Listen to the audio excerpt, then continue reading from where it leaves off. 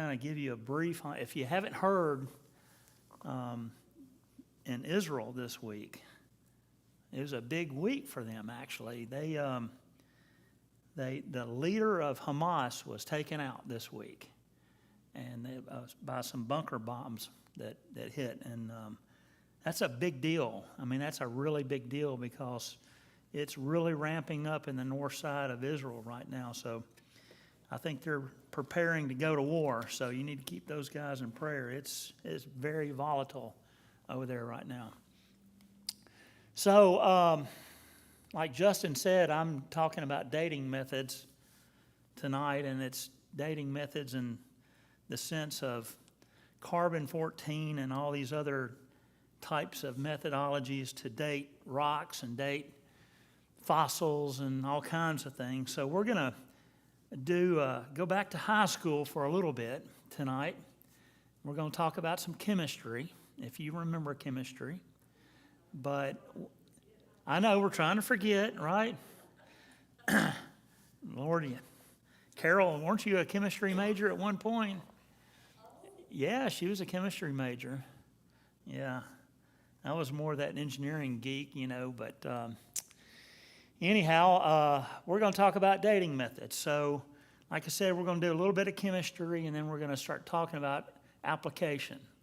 So that's kind of the outline of where we are tonight. So, time. And I put their greatest enemy. And if you're well aware that when I teach these courses or classes, I always talk about both perspectives. Our perspective as a creationist, as a believer in Christ, versus the evolution perspective. Because, we have to be equipped to give a defense on what we believe and why we believe. But time is their greatest enemy. Any ideas why time is their greatest enemy? Well, for naturalism, they need all that time for it to work. That's right. They need as much time as they can get. That's why they keep moving the goalpost. Every year they keep moving the goalpost. Now that, at first the age of the earth was thousands of years, and then it became millions of years, and now it's in 14.5 billion years, and I'm sure that they're going to keep moving the goalposts again because time is their greatest enemy. They had, like Melissa said, they have to have time in order for evolution to work, because in order to change from this to this, they got to have time, and that is their greatest enemy. So geologists, archaeologists, and anthropologists all use some kind of dating method, dating method or methods to determine how old something is. And there are many types of dating methods. We're going to talk about this a little bit later in more detail, but there's over 100 types of dating methods. However, the most common or the most used is radiometric dating. So, you all know how to date a tree, right? You count the rings in the tree, right? That's a dating method, is it not? And then, they can drill cores into the ground, and they can see the layers, and they can see, over time, this changed, so we had a spring, a summer, and a fall. So, they can see core samples, and they can date core samples. In fact, I don't know if you've ever heard the story about they did some core sampling over in Greenland, and lo and behold, they found some not jet fighters, but they found some World War II airplanes 250 feet below the ice. And it makes you wonder, so they core drilled that and found it's thousands and thousands of years, and then they found airplanes 250 feet below that. How could that be? Something doesn't add up, does it? But sure enough, they found the airplanes, and they must be thousands and thousands of years old. I guess technology didn't go that fast back then, I guess. But the most type of dating is used is radiometric, and that's what we're going to focus on tonight. And that's where we're going to take the chemistry lesson. Okay? So radiometric dating is often used to prove, that's the key word, prove rocks are millions of years old. Once you understand the basic science, however, you can see how wrong assumptions lead into incorrect dates. So their methods of dating rocks are proven fact. They're proven fact. Gotta be. Must be. And they're going to tell you that it is 100% proof that these rocks are millions of years old. But what they're not going to tell you is all the assumptions they made to get those rocks millions of years old. So most people think that radioactive dating has proven the Earth is billions of years old. After all, our textbooks, our media, and even the museums glibly present ages of millions of years as fact. You know, I think I was listening to Ken Ham one time, and he went to, I think, Carlsbad Cavern, and on the sign, who's been to Carlsbad Cavern, by the way? I've been there. It's pretty cool, and all the bats come out at night, right? And there used to be a sign there that this cave was millions of years old. And then they changed the sign, and it became, thousands of years old. And so they're actually moving the goalposts forward a little bit on that one.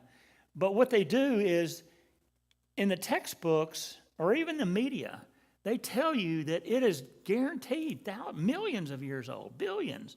And they don't hide that, right? So, even in the museums, I was watching a program before I came here tonight, and it's called The Grand Experiment. And if you really want to YouTube a really fun 3 videos, and they're like 30-minute videos, get on YouTube and look at The Grand Experiment with Dr. Carl Warner. But, he goes in there and he talks about all these museums, how they throw up false documentation on the wall or something by, a dinosaur bone, and they know it's false. They know it's false, but they do it anyhow because that's their agenda. And they don't want to back off of it. But I charge you to go back and look at the videos and actually go to episode number 3 and watch it and really pay attention to it. But they know it, that it's false, but they want to say that it's 100% fact. Everything they say is 100% fact because it's based on what? On science, right? It's got to be. It's based on science. Now, here's the deal, though. Yet few people know how radiometric dating works or bother to ask what assumptions drive the conclusions. So we're going to take a closer look how the dating method really is. So do you know how radiometric dating works? Anybody? Yeah, you're cheating. Huh? It is measuring isotopes. That's correct. But most people don't know about radiometric dating. And, carbon-14 is the most common one used. People can come up, well, what about carbon dating? Hey, let's talk about carbon dating. And they don't even know what they're talking about, by the way. Most people don't. But carbon dating actually does what? For us. It proves a young Earth. It works in our favor, and that's what I want to show you tonight. It works in our favor, not theirs. So, put your chemistry hat on. So we're going to talk about the basics tonight. All righty. So before we can get to the details of how radiometric dating methods are used, we need to review some preliminary concepts from chemistry. So I'm going to let Melissa come up and teach us about chemistry tonight because she mentioned the word isotope. Can you explain the isotopes tonight? Probably not. Okay. All right, so here we go. Recall that atoms are the basic building blocks of all matter. We know that, right? Everybody know what the 3 particles of an atom are? Okay, you can read. That's good. All right, so you got the protons, the neutrons, and the electrons. So the protons are what charge? Positive. And neutrons are what? They're neutral, that's right. Most people say, oh, they're negative. Well, they're not. And what are the electrons? They're the negative charge, okay. So in the atom, which ones are in this core of the atom? Protons and neutrons. And then the electrons circle the atom, right? All right. So protons and neutrons make up the center nucleus of the atom, and electrons are the shell around the nucleus. So the number of protons in the nucleus of an atom determine the element. For example, all carbon atoms have at least 6 protons. All atoms of nitrogen have 7 protons, oxygen 8, and on and on and on. Okay? So that's the core, is you have to know how many protons are in the nucleus. And that's what separates nitrogen from carbon, is the number of protons, right? All right, we're doing pretty good here. So the number of neutrons in the nucleus can vary in any given type of atom. So a carbon atom might have 6 neutrons, or 7, or possibly 8, but it always would have 6 protons. And this is where you get isotopes, is right here. So you have more neutrons than you do protons. All right. So an isotope is any of several different forms of an element, each having different numbers of neutrons. So the illustration below shows 3 different types of isotopes of carbon, and here we go. Is that blurry to y'all, or can you see it okay? All right, so carbon-12 has the atomic number of 6, all right, and a mass of 12. It's got 6 protons and 6 neutrons. That's the atomic mass is 12, okay? Carbon-13 has 6 protons and 7 neutrons. And then carbon-14 has 6 protons again and 8 neutrons. But they're all still what? They're all carbon, right? But these are different isotopes of carbon. All right, everybody get that so far? You with me? All righty. No? Do I need to back up it? Okay, I will. Okay. Some isotopes of certain elements are unstable. They can spontaneously change into another kind of atom in a process called radioactive decay. Since this process presently happens at a known measured rate, scientists attempt to use it like a clock to tell how long ago a rock or fossil was formed. Let me go back here. All right. So let me go back to this one. So when it changes from here spontaneously to here and spontaneously to here, they can measure how long it takes to change from this carbon-13 to carbon-14. All right, that's the bottom line, that's where I want to get to. They can measure that in time. All right. So there are 2 main applications for radiometric dating. One is for potentially dating fossils, and here's the key word, once living things. All right, because only carbon-14, you can only date things that were living in the past. A rock was not living in the past, right? A dinosaur bone was living in the past, right? A fossil of a fern, they can date that because it was once living in the what? In the past, right? So it had to be living at some time. So using carbon-14 dating, and the other is dating rocks in the age of the Earth using uranium, potassium, or other radioactive atoms. So they can use uranium and potassium and argon and other types of chemicals to date non-living things. But our focus tonight is dating living things, because I don't want to go down this rabbit hole of uranium, potassium, argon, all this strontium, and all these other different chemicals. So, in fact, like uranium, when it gets unstable and loses or gains an isotope or changes isotope, it actually changes into lead. Okay? So potassium, argon, potassium actually when it gets unstable, it goes from potassium to argon. But I don't want to talk about that tonight.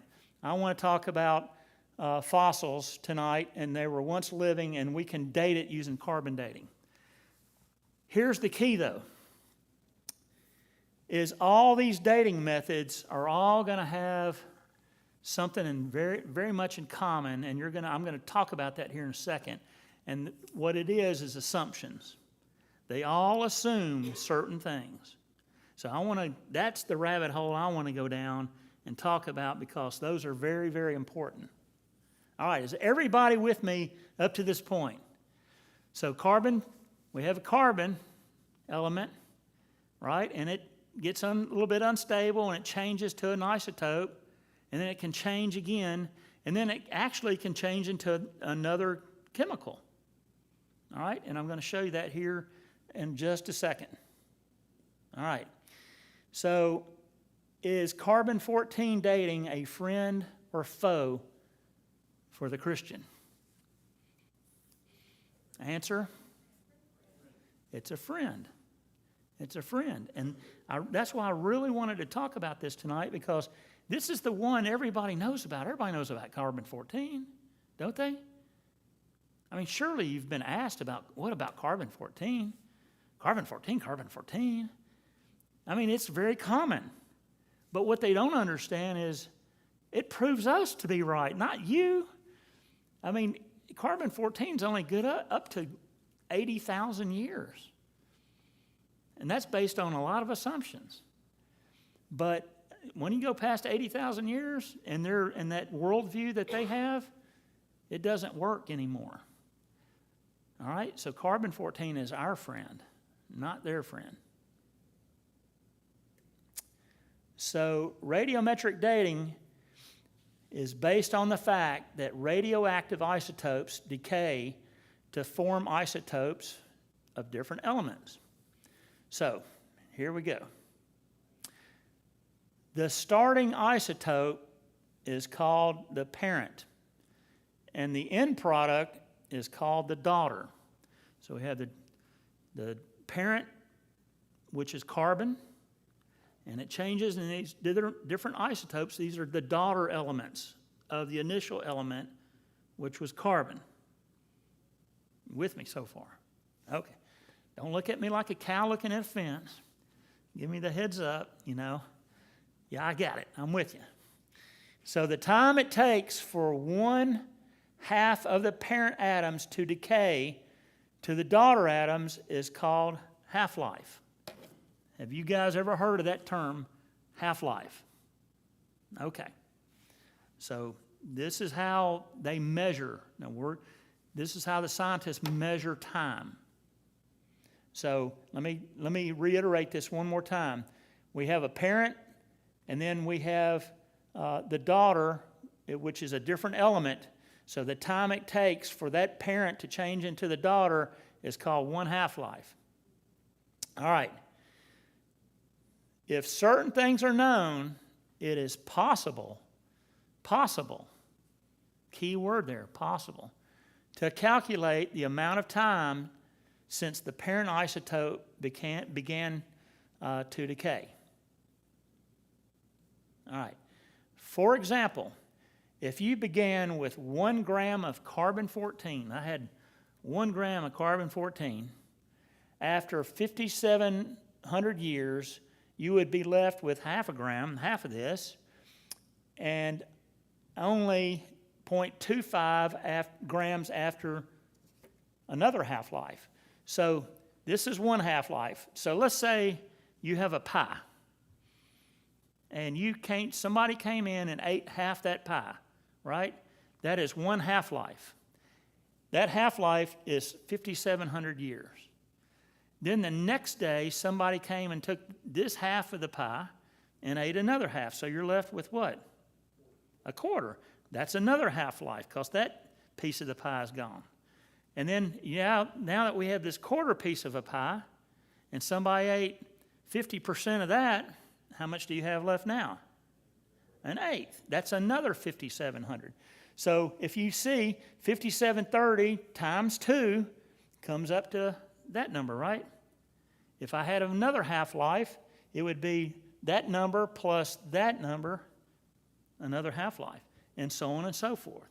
And then you get to the end, like I said, about 80,000 years, and you have no pi left because it's all gone. Does that make sense? All right. Hopefully y'all are getting this, or I'm really good. All right. So this is what they can measure right here. Is it the half-life is 5,700 years. All right. How old do we know that the earth is right now? About 6,000 years, don't we? I mean, based on biblical principles and all the begats in the Bible, and God created the earth in how many days? 6 days, right? And we can measure, going through all that in the biblical history of the Old Testament, we know that the earth is about 6,000 years old. Half-life is 5,700 years old. Pretty close to times, aren't they? Boy, isn't that amazing? It starts to become our friend, doesn't it? Yeah. Because if you think about it, would all the carbon-14 be gone? It'd all be gone, wouldn't it? Interesting. Very interesting. So after X number of years, all the carbon-14 is all gone. But we still measure carbon-14 all over the earth. Everywhere we go, we still measure amounts of carbon-14. It's measurable. But hang on a minute. Science. Oh yeah, science, yeah. It's proven us to be right again. That's pretty cool. So carbon dating really is our friend. All righty. So here's how it works. We have cosmic rays bombarding our atmosphere. We don't see it, but it's happening, producing fast-moving neutrons. And these neutrons collide with atmospheric nitrogen atoms, and they produce radioactive carbon-14, all up there in the sky, all up there. Okay. So here's, during life, you got this moose. He's out doing what? He's grazing, right? And what is he eating? Okay, and what is that plant absorbing? Carbon-14. So he has C14 gain because he's eating carbon-14 that the trees are absorbing and the plants are absorbing, right? Living things. And what did I say about carbon-14? We can only work on living things, right? Or once living things. So carbon-14 is coming in from the sky. The plants are absorbing it. We know that plants do that, right, through a chemical process called photosynthesis. That's right. So we have C14 gain, and he's eating it, and there's some loss here of C14 through. Yeah, you got it. All right. Oh, that's, by the way, didn't that crack you up how the people that, this global warming people want to do away with cows? Yeah. Right, yeah, okay, that's a whole nother topic. So we have death now, the moose. So is there any more carbon-14 gain? It's stopped, right? It's dead. It's over with. So over time, he's going to have carbon-14 loss because of decay, right? And then here's the total carbon in a specimen. So we dig up this bone, like dinosaur bone, and we can date it using process, through chemical analysis and a spectrometer. They can date, or they can find out how much C14 is left in that animal, and therefore they can give it a date. But what's the maximum date they can give on that animal? About 80,000 years, right? But hang on a minute. Hadn't we discussed fossils 2 weeks ago? And fossils are how old? They're millions of years old. In their mind, right? Because why do they know it's? Did they dig it up and it has a tag on it and says, I'm 50 million, I'm 100 million years old? Was there a label on it? So how do they know it was 100 million years old? I told you. Because the soil, the layer that it was in, was 100 million years old. It's that circular reasoning they have, right? So they can dig up a dinosaur bone and test it, and guess what's inside of it? Well, I know that, but carbon-14. But hang on a minute, carbon doesn't last that long. It should all be gone, shouldn't it? But it's still there. How do they get around that? Do they ignore? Yeah, they ignore it. What else? What else do they do? Oh, there's always an escape device. There's always a parachute. Well, they must have had some carbon-14 leaking into it. Therefore, that it regains some carbon-14. There's always a parachute. So that's how the dating method is used in carbon-14. But they know that it shouldn't exist in those 200 million year old bones. Shouldn't be there, but it's there. Where else is it here? So 2 things we need to know in order to date dead things using carbon-14 dating. One is, how fast does carbon-14 decay? But here's the big one right here. What was the starting amount of carbon-14 in the creature when it died? How do they know that? Did they go back and interview the animal and say, how much carbon-14 did you have in your body when you died?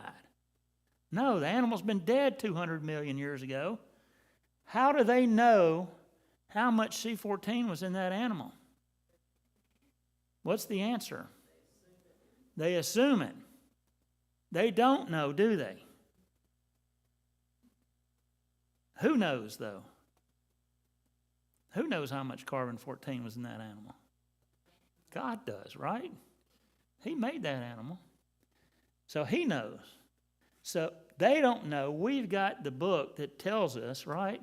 The Bible that tells us how old the earth is. They don't. We've got a God that was there during when he created it. They don't. We got the instruction manual. They don't. All theirs is a big whopping assumption. They don't know. But they're going to tell you they know, because that soil that they were in, that sediment they were in, was 200 million years old. Therefore, the bones in that sediment have to be 200 million years old. But how do you know that sediment was 200 million years old? Because that bone is 200 million years old. Well, how do you know that bone is 200 million years old? Because that sediment he was buried in was 200 million years old. You see the circular reasoning? That's what they do. So, when you read articles, and how many of you ever read articles like that these bones and all this stuff is millions of years? We read it all the time because it's in the media. I said it in the slide here. The museums have it, the media, the scientists, all the experts. They know, right? But they don't know because they don't know this right here. It's a big assumption.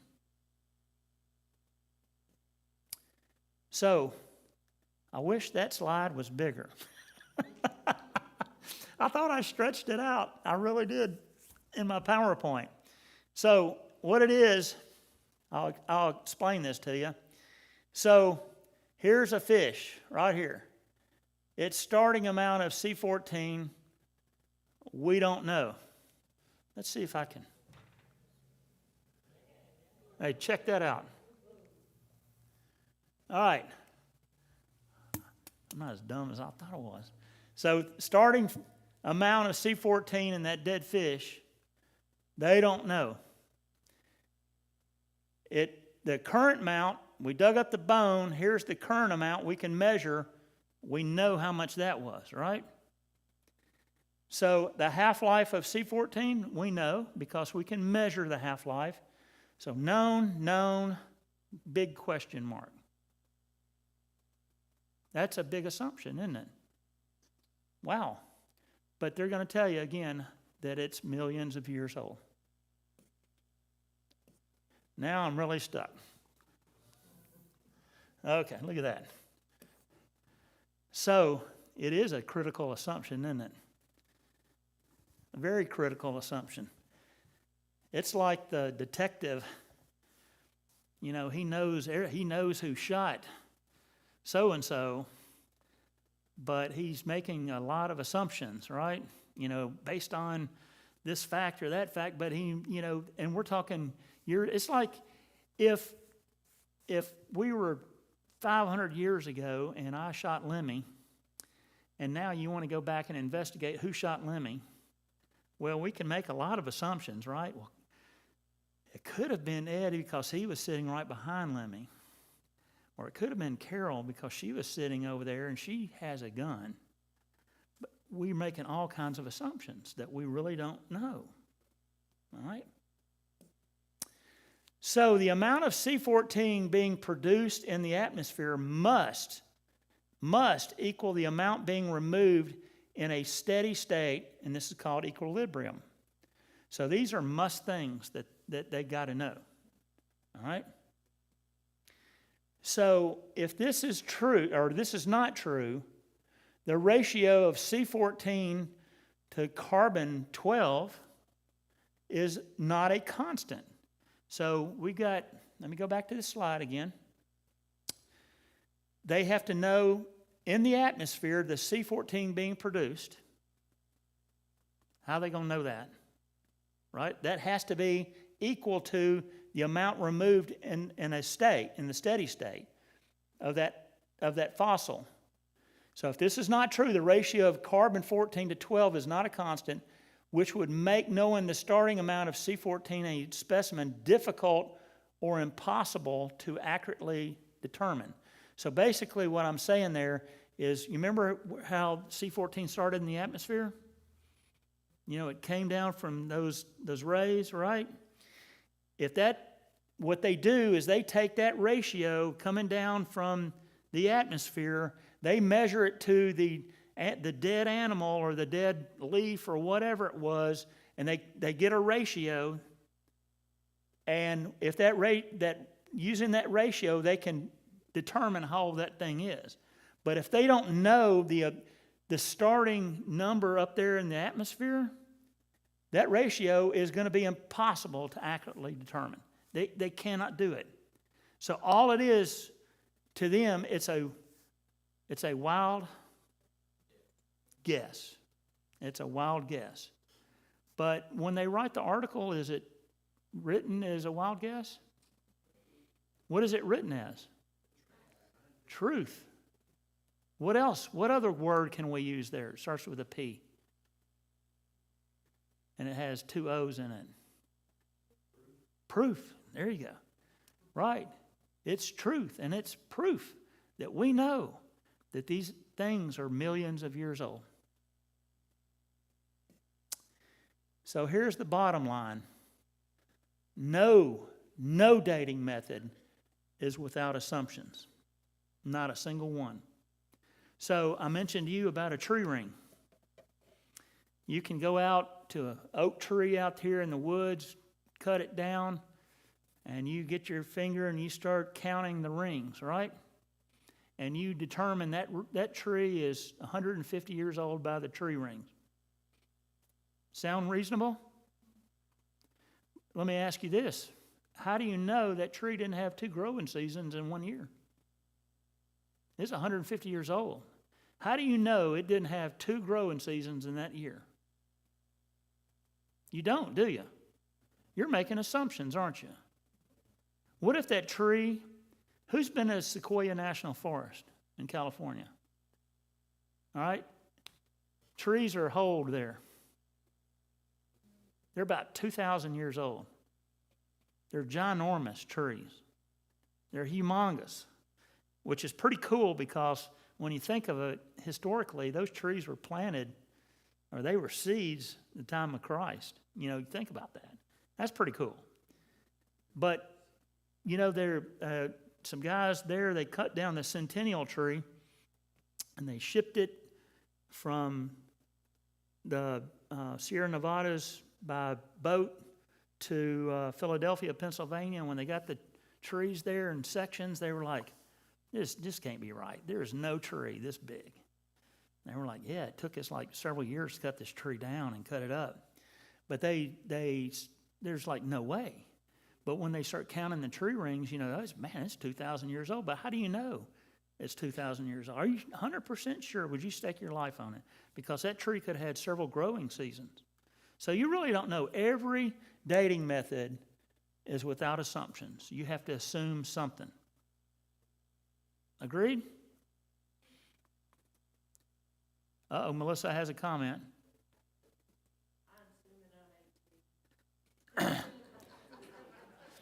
That's a really good assumption. I'm not going there. Okay. It's all a matter of what? Interpretation. So the Christian has one set of glasses on.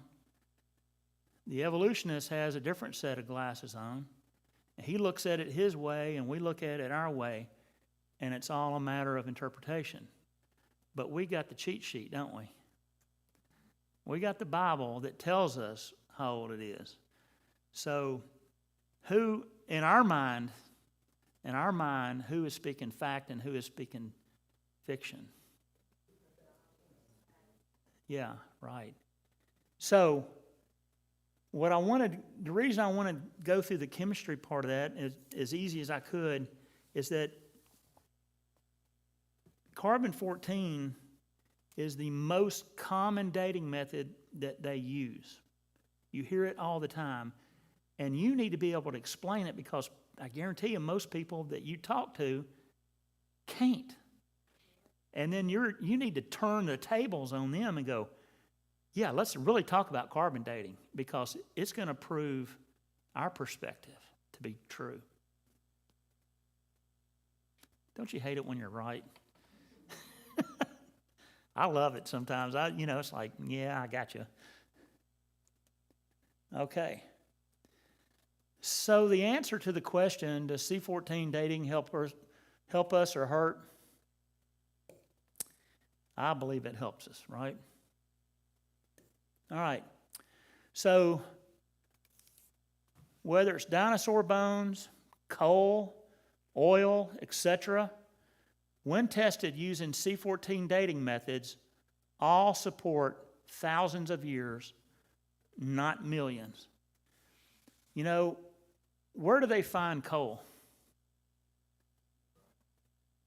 In the ground, but more specifically. I'm sorry? Mines? Yeah, well, I'm going to give you my answer. On every continent, all over the world. Every single continent. Even Antarctica, they find coal, right? And coal is just what? What is coal?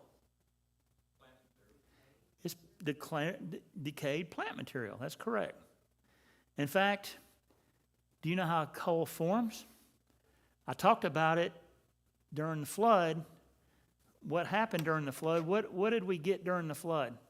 Or all the sediments. How were the sediments created? How were fossils created? Pressure and what else?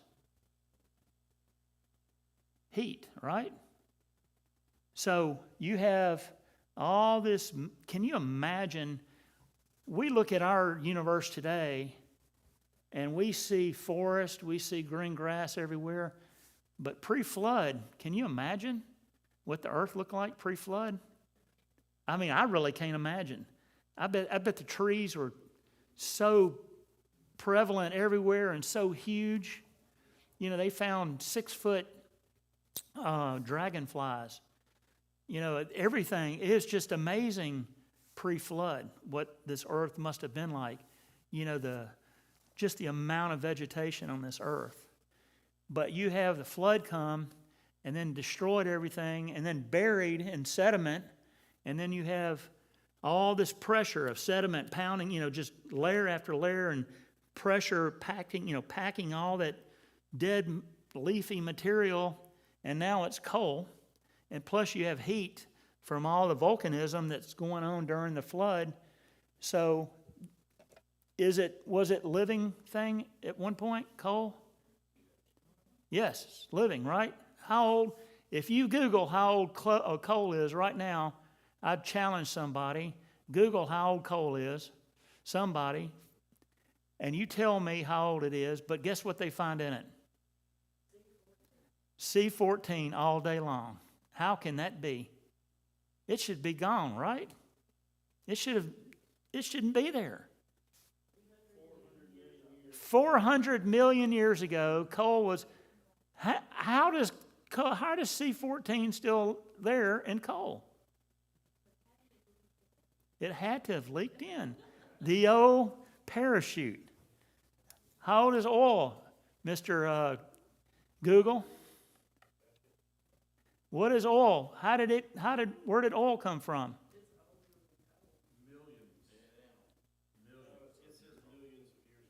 Millions of years ago, right? So there's oil all over the world in there. And was it living things at one time? Yeah.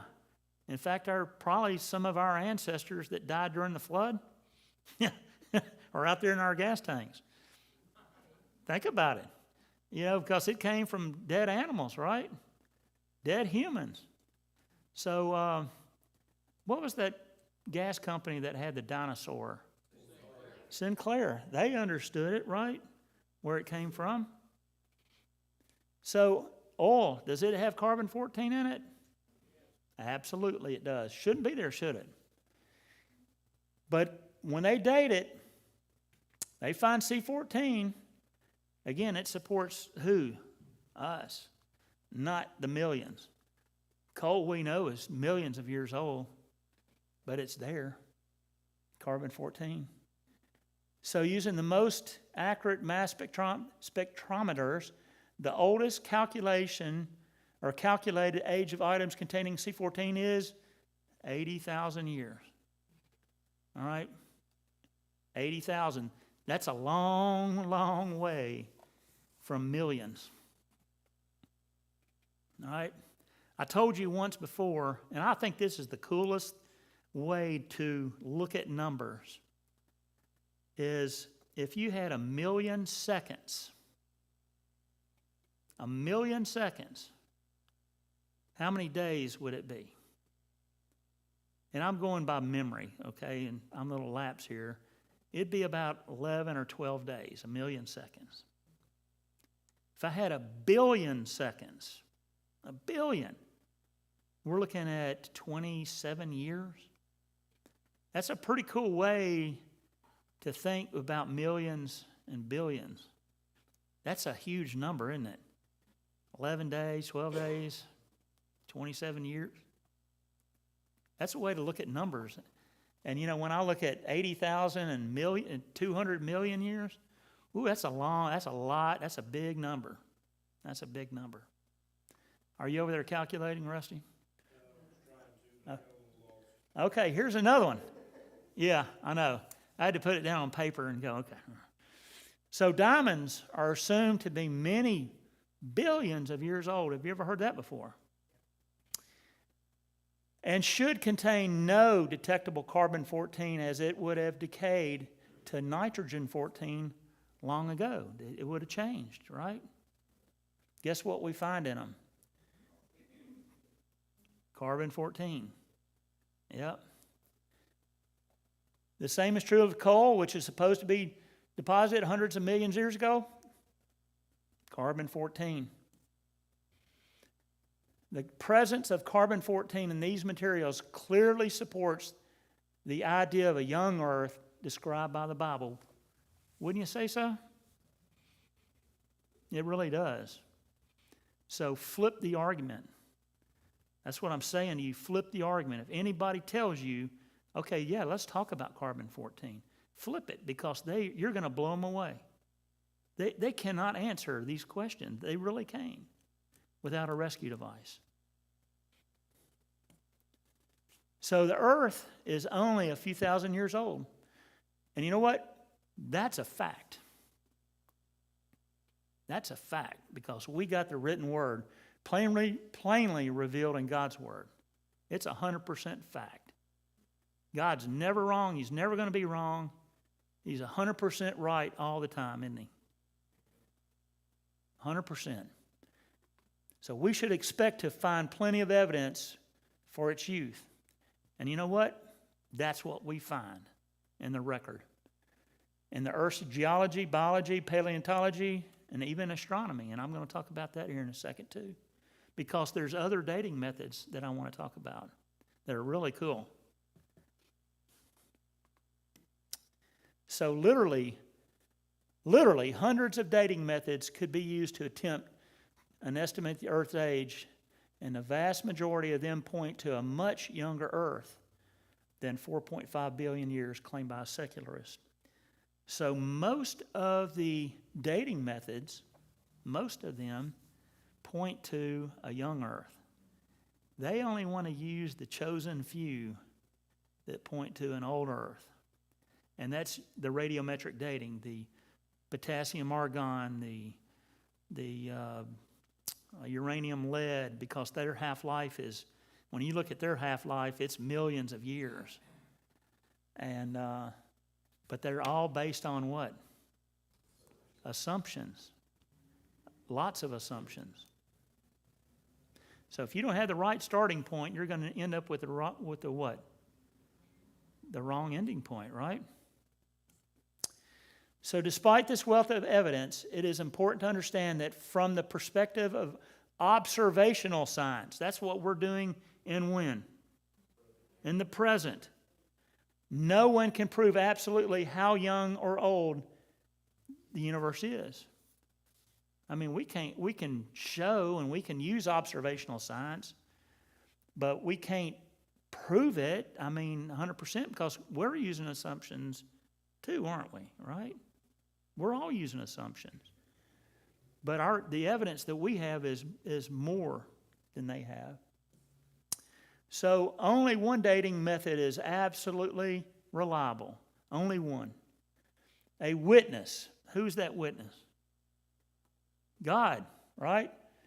God, who doesn't lie, who has all the evidence, and who can reveal to us when the universe began.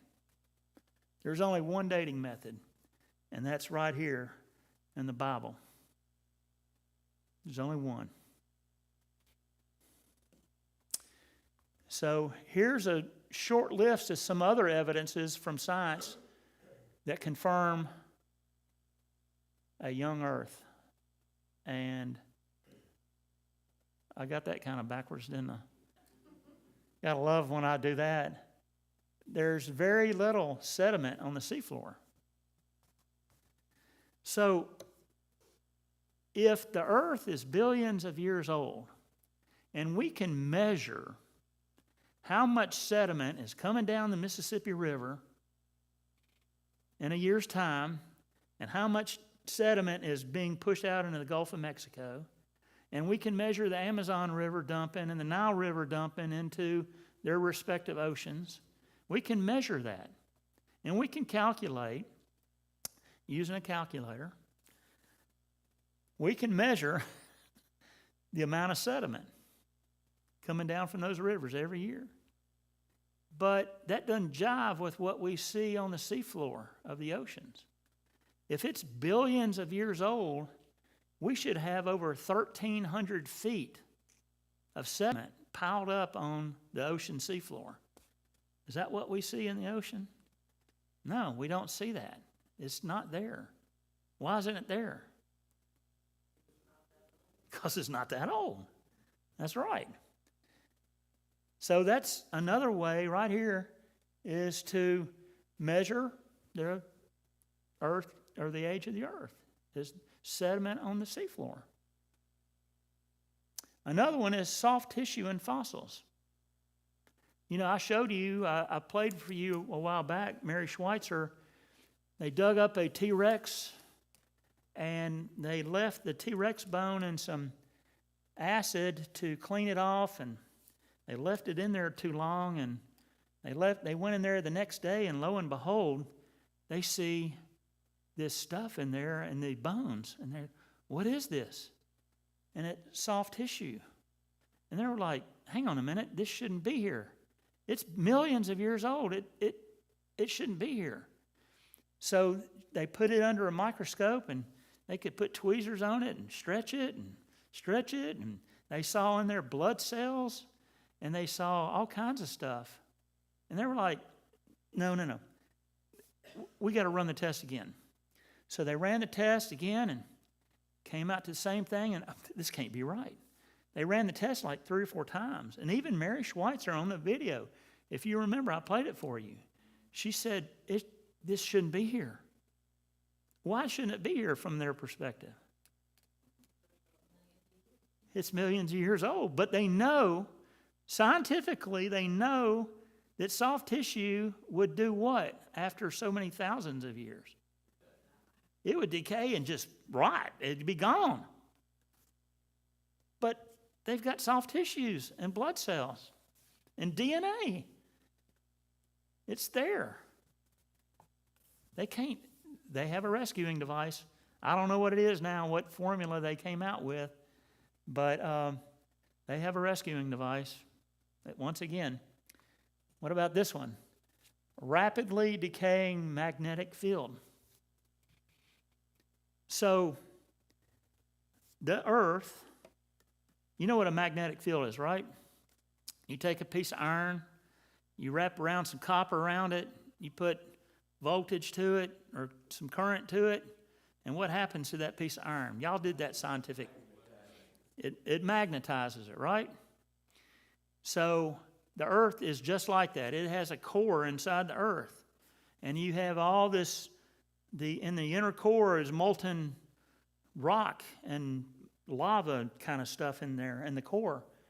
And it's moving, and it's creating a magnetic field. And they can measure the magnetic field. So since like 1850 or so, they've been measuring the magnetic field to the present. And what's it doing? It's decaying over time. So in a uniformitarianism, which is a big word to say the key is the present to the past, that it's always been this way. If the magnetic field is let's say it's decreasing by this much every year, this much and this much, every year it's decreasing this much. If you ran it back, how old is the earth according to them? 4.5 billion years ago. If you ran it back, the magnetic field, if you were to walk around on that planet, it would have stripped the iron out of your body. Right?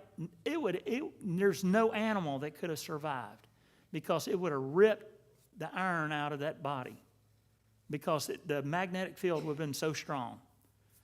They can't prove, what is going on here. What is going on? In fact, when they sent these probes to the other planets, they're measuring the magnetic field. And some of the planets don't have magnetic field anymore, or it's so low. It's because that they started with a very low magnetic field, but using Christian principles or using 6,000 years, the calculations come out 100% correct in the formulas. It's really amazing. Russ Humphreys did a big discovery on that. Helium and radioactive rocks. So a team called the RATE team from Answers in Genesis went and measured granite, and they can slice this granite really thin and measure. Well, in the granite, they see helium in there. Well, based on radiometric dating, the helium should be what? Gone. It's still in there, which proves, again, a young earth. They messed up on that one too. Short-lived comets. I love this one. Everybody's heard of Halley's Comet, right? Comes every what? How much?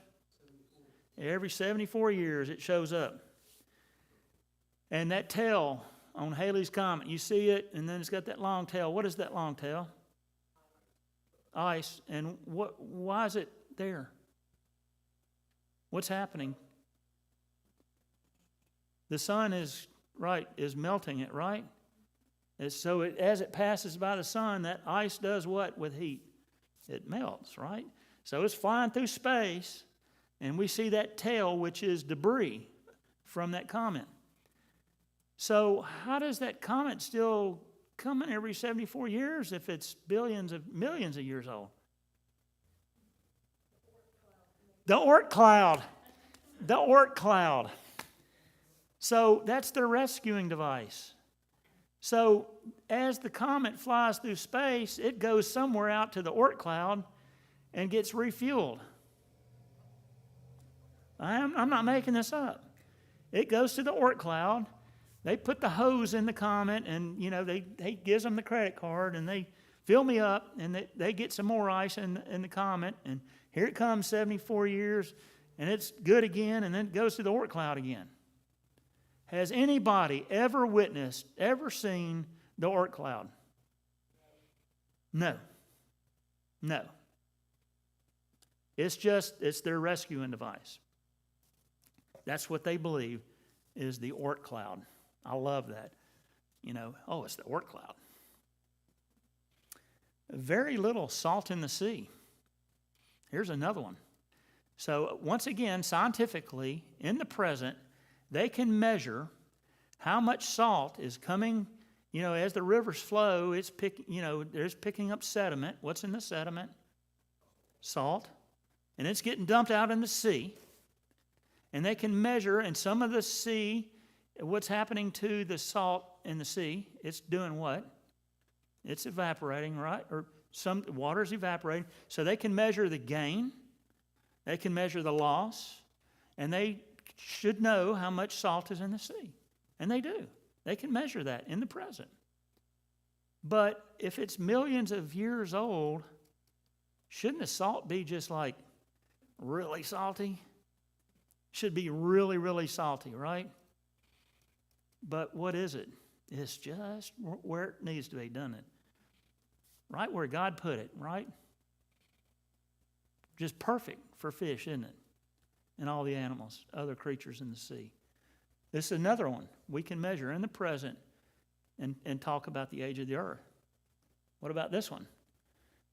DNA in ancient bacteria. DNA shouldn't be there. DNA only can live maybe less than 100 years, and it's gone. It's there. I don't know what their rescuing device is on that one, but it's there. So what have I told you with all these, and I think that's the last one, and there's many more, but all these do what? They all prove a young earth. So when discussing the age of the earth, Christians must be ready to explain the importance of starting points and assumptions. We got to be able to explain that. Because they don't know. They're just as clueless as you are. Here's a good one. Carol and I were talking about this the other day. That, these people that are out, these anti-Israel people, and from the river to the sea. And you say, what river? I listened to a pastor interviewing some of these, and he's like, what river? The Nile? What sea? Atlantic Ocean? I mean, they have no idea what they're talking about, most of them. They're clueless. Just like in Carbon-14, they're just clueless. They don't know what you're talking about. So, reaching the correct conclusions requires the right starting point. And for us, the Bible is always our starting point. Always, always, always make it your starting point.